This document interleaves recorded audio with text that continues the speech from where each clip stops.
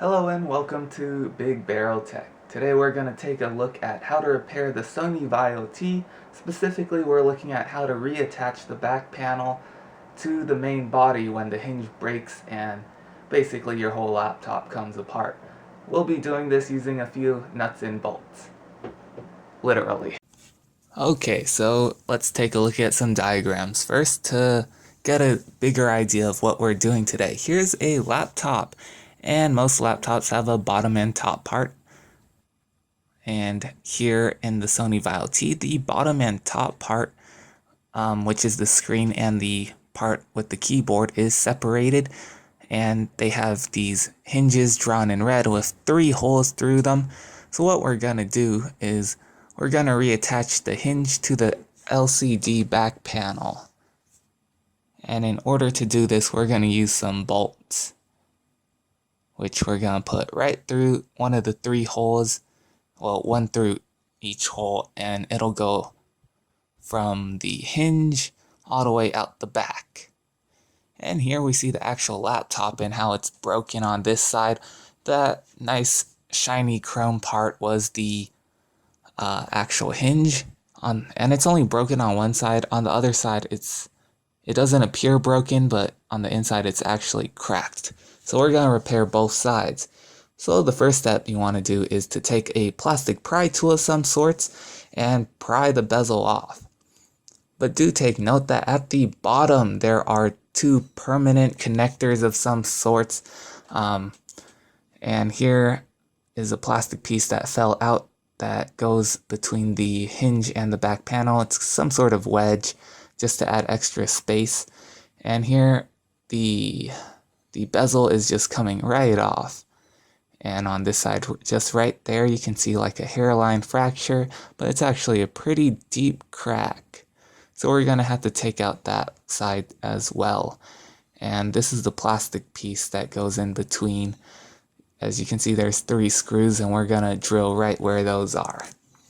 But before that, we have to get the bezel off, which is proving to be a bit difficult because of the 2 permanent connectors.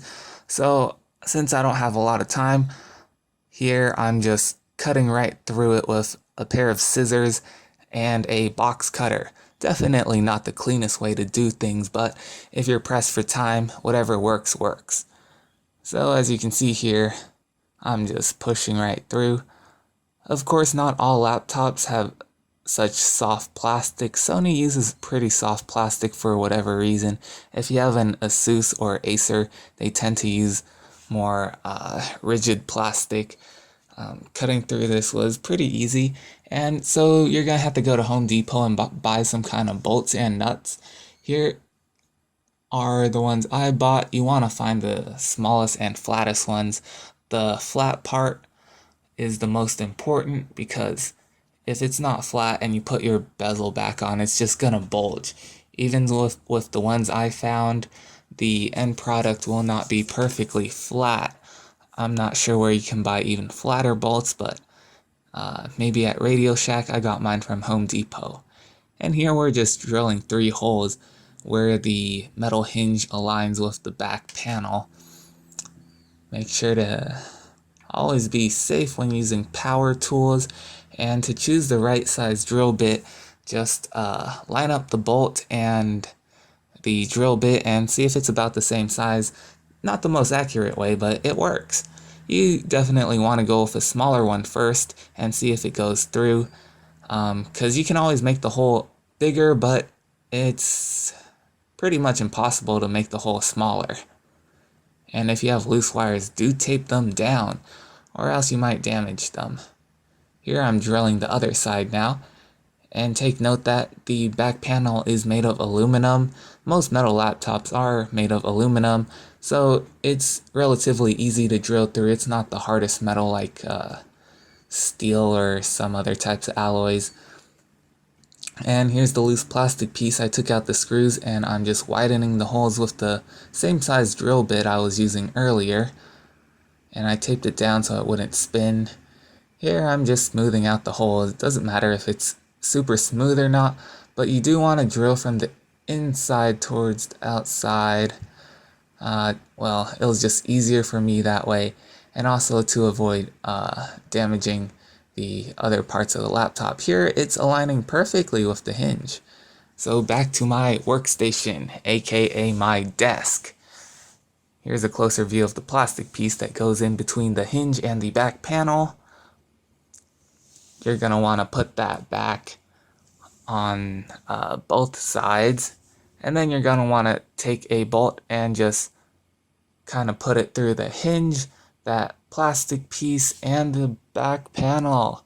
And here I'm just struggling to get it through this plastic piece, which I didn't make the hole large enough, so it doesn't seem to want to go through, and I'm just forcing it through right now.